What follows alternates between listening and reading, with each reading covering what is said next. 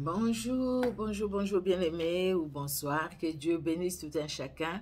Nous sommes ensemble bien-aimés pour la lecture du 29 juin.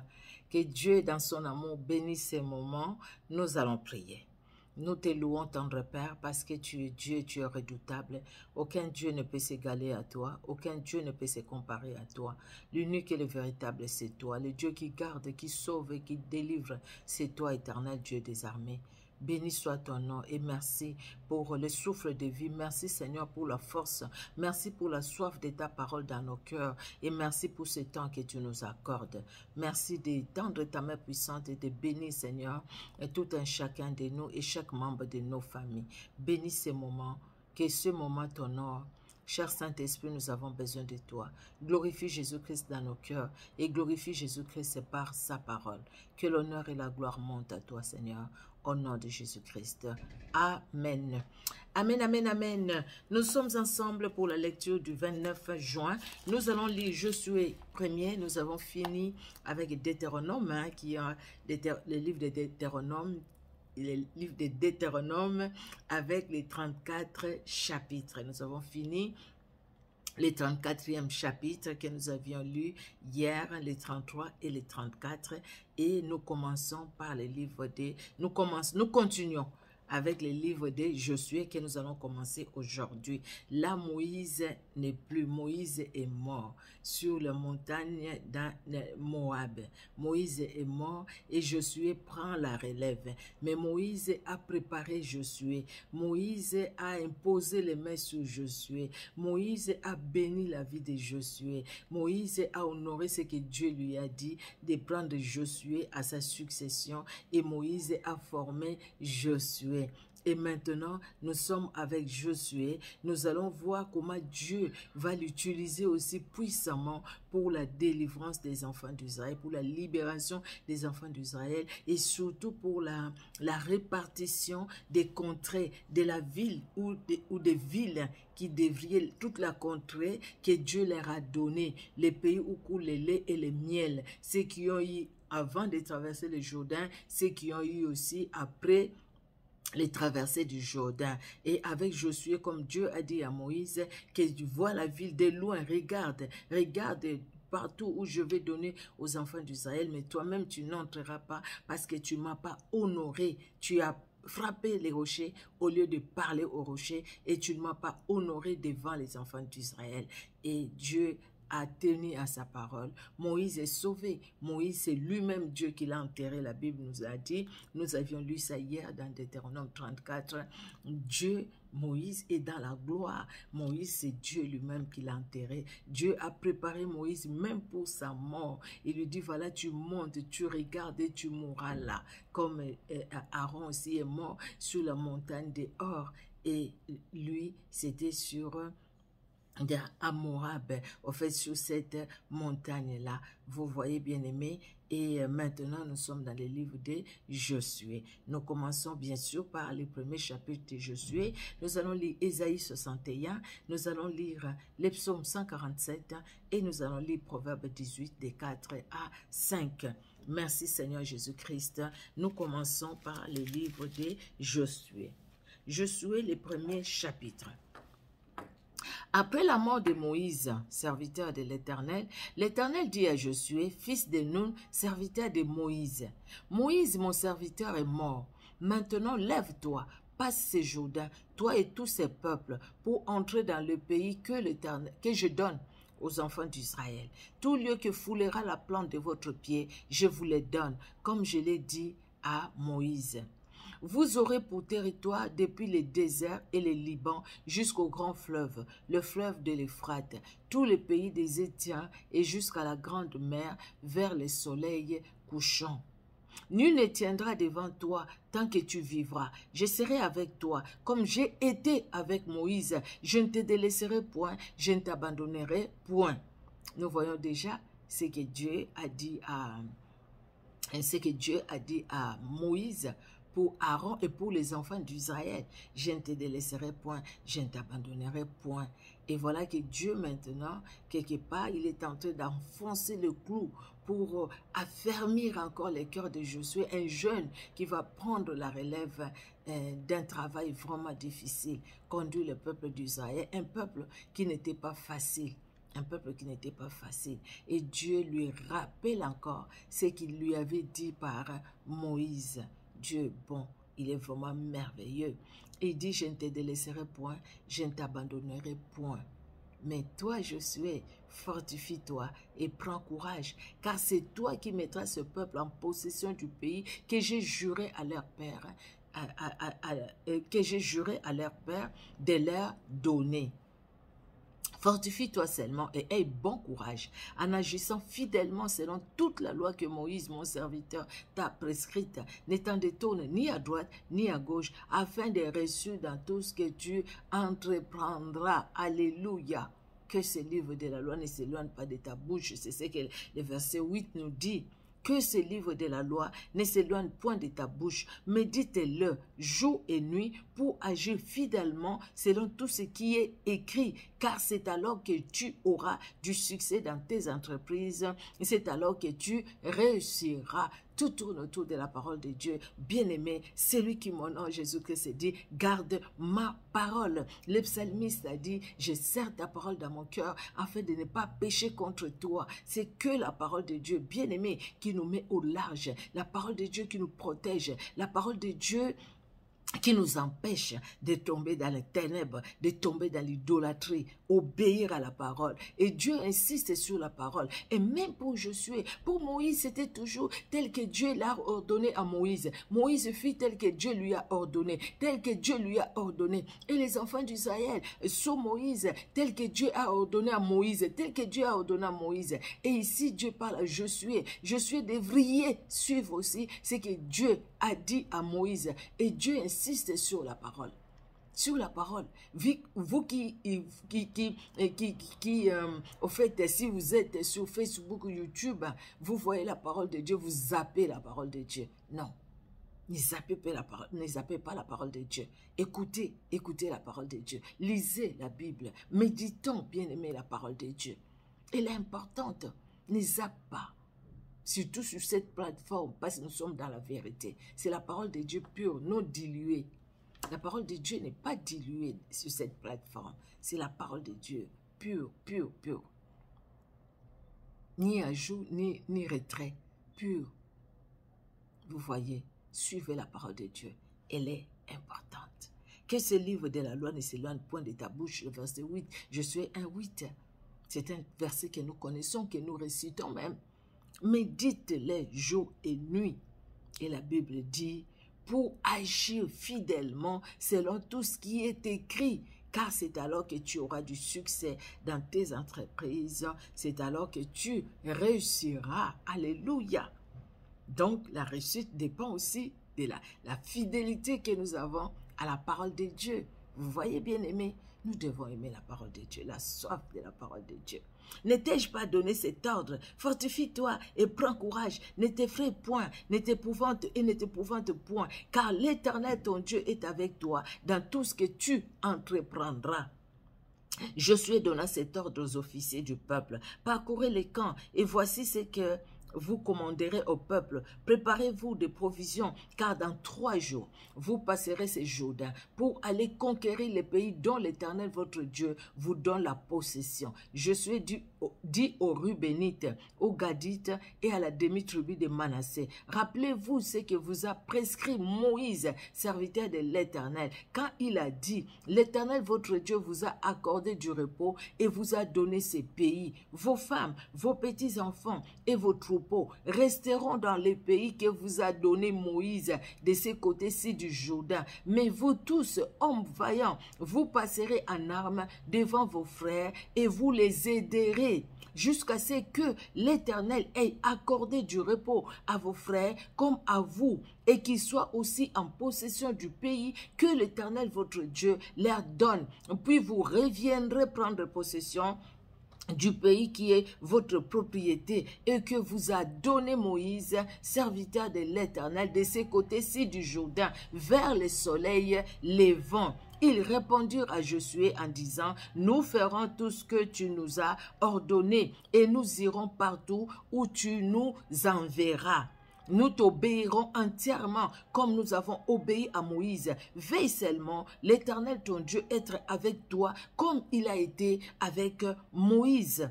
Tout homme qui sera rebelle à ton ordre et qui n'obéira pas à tout ce que tu lui commanderas sera puni de mort. Fortifie-toi seulement et prends courage.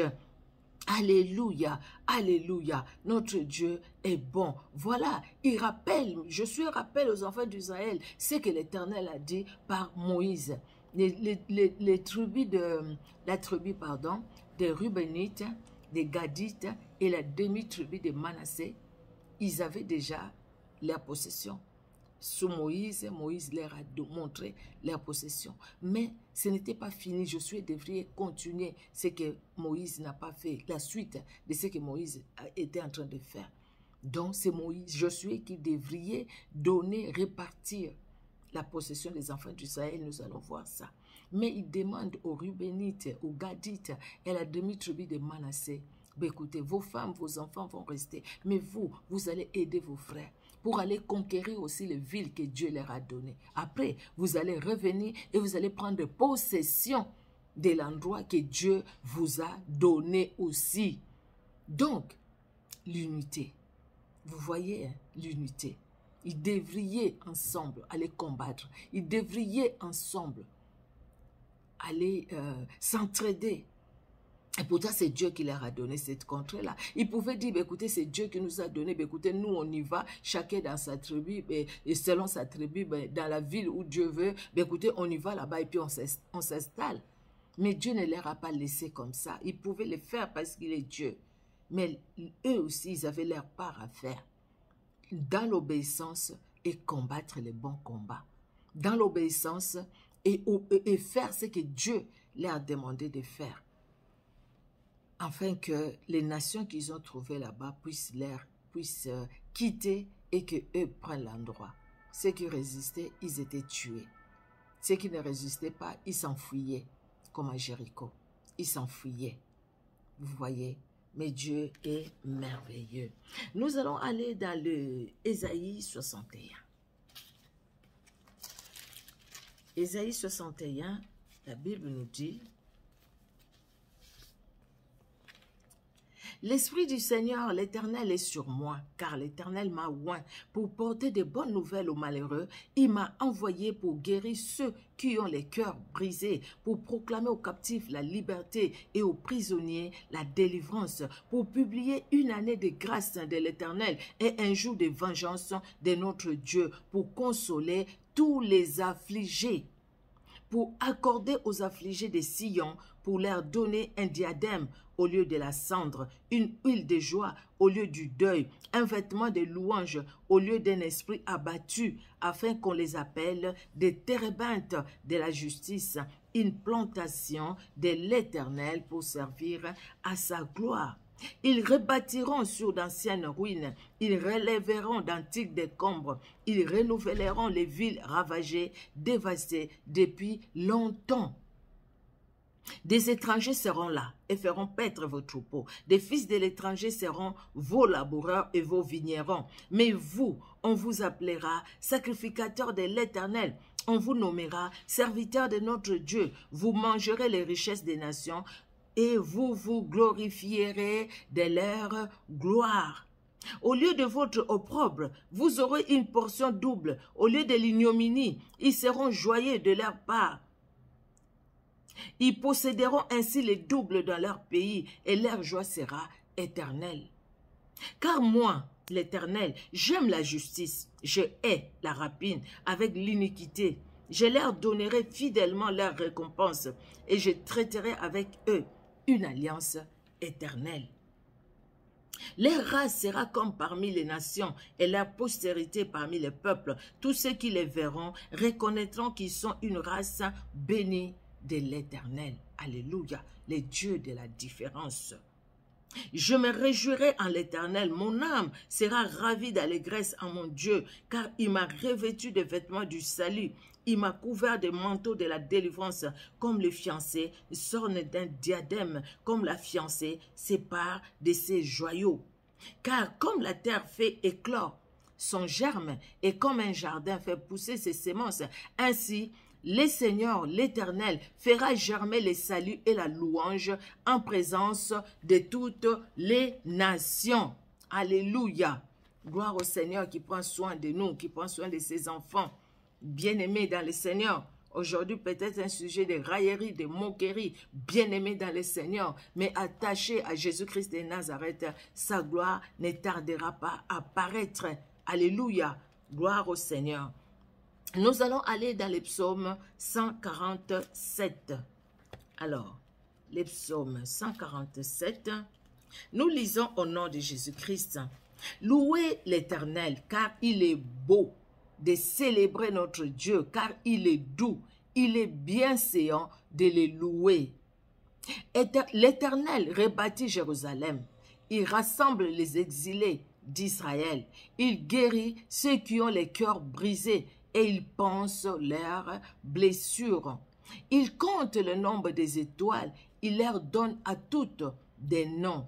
Notre Seigneur est grand, puissant par sa force, son intelligence n'a point de limite. L'Éternel soutient les malheureux, il abaisse les méchants jusqu'à terre. Chantez à l'Éternel avec action de grâce, célébrez notre Dieu avec la harpe. Il couvre les cieux des nuages, il prépare la pluie pour la terre, il fait germer l'herbe sur les montagnes. Il donne la nourriture au bétail, aux petits du corbeau, quand il crie. Ce n'est pas dans la vigueur du cheval qui se complaît, ce n'est pas dans les jambes de l'homme qu'il met son plaisir. L'Éternel aime ceux qui les craignent, ceux qui espèrent en sa bonté. Alléluia. Jérusalem, célèbre l'Éternel. Sion, loue ton Dieu. Mon frère, célèbre l'Éternel. Ma sœur, loue ton Dieu. Louons Dieu, célébrons l'Éternel notre Dieu. Car il a fermé les barres de tes portes. Il bénit tes fils au milieu de toi. Que nos enfants soient bénis, nos fils et nos filles, les fruits de nos entrailles, qu'ils soient bénis de toutes les bénédictions d'Abraham. Que Dieu les bénisse, que Dieu les visite, que Dieu les garde, leurs études, leur travail, leur vie future, leur futur mariage. Qu'ils trouvent de bonnes épouses, qu'ils trouvent de bons époux. Que Dieu les garde, que Dieu les bénisse. Alléluia. Car il a fermé les barres de tes portes, il bénit tes fils au milieu de toi. C'est le verset 13 de Psaume 147. Il rend la paix à ton territoire, il te rassasie du meilleur froment. Il envoie ses ordres sur la terre, sa parole court avec vitesse. Il donne la neige comme de la laine, il répand la gelée blanche comme de la cendre. Il lance sa glace par morceaux, qui peut résister devant son froid. Il envoie sa parole et il les fond. Il fait souffler son vent et les eaux coulent. Il révèle sa parole à Jacob, ses lois et ses ordonnances à Israël. Il n'a pas agi de même pour toutes les nations et elles ne connaissent point ses ordonnances. Louez l'Éternel. Nous sommes nés combien? Les gens que nous connaissons, qu'ils soient dans nos familles, peut-être même pas, dans nos lieux de travail, combien? Mais la grâce que nous avons, toi et moi, de connaître le Seigneur, c'est vraiment une grâce. Hein? C'est vraiment une grâce. On pouvait vivre comme monsieur tout le monde, madame tout le monde. Mais ce n'est pas le cas, parce que Dieu nous a choisis. Il dit à Israël, il n'a pas agi de même pour toutes les nations. Mais Israël, Dieu t'a choisi.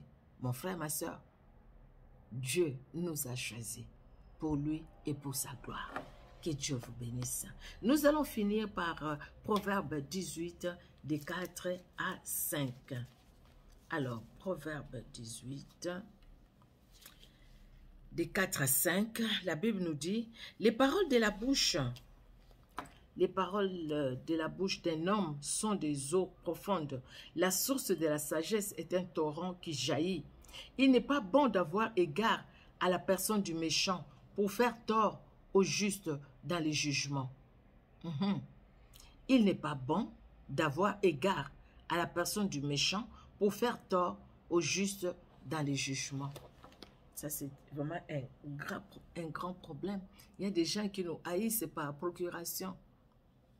Tu lui as rien fait, mais la personne t'a haï. Vraiment, c'est des choses que nous vivons tous. Que nous vivons tous. Tu vois la personne, tu te dis, mais qu'est-ce que je lui ai fait? Je lui ai rien fait. Jamais on a eu des disputes, jamais j'ai parlé de lui à qui que ce soit, en bien ou en mal.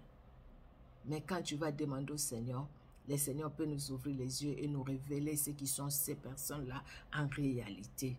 Que Dieu nous préserve, que Dieu nous garde des mauvaises langues, que Dieu nous garde des complots, des ténèbres contre nous, que Dieu préserve aussi nos enfants. Mais nous, que nos cœurs vraiment s'attachent à la parole de Dieu. Et que ceux qui aiment l'Éternel Jésus-Christ soient nos amis. Mais ceux qui haïssent le Seigneur, que nous ne puissions pas être des amis avec eux, les mauvaises compagnies qu'auront les bonnes mœurs. Demeurons dans le Seigneur Jésus-Christ parce qu'il nous aime. Que Dieu vous bénisse, bien-aimés. Nous allons prier. Merci Seigneur Dieu de gloire pour ce temps que tu nous as accordé. Merci pour ta fidélité. Tu es fidèle par rapport à ta parole. Et ce que tu as dit, Seigneur Dieu de gloire, c'est la vérité. Ce que ta bouche déclare, ta main l'exécute. Gloire à toi, Père très saint, parce que tu nous as mis à part pour toi et pour toi seul, afin que nous servions ta gloire, afin que, Seigneur, ces Judéens qui nous regardent voient ta gloire dans nos vies, voient ta gloire dans notre progéniture. Que l'honneur monte à toi. Et merci encore pour la soif de ta parole dans nos cœurs. Au nom de Jésus-Christ que nous avons ainsi prié. Amen. Amen, amen. Que Dieu vous bénisse, bien-aimés. On se donne rendez-vous pour la prochaine lecture biblique. Soyez richement bénis. Au revoir.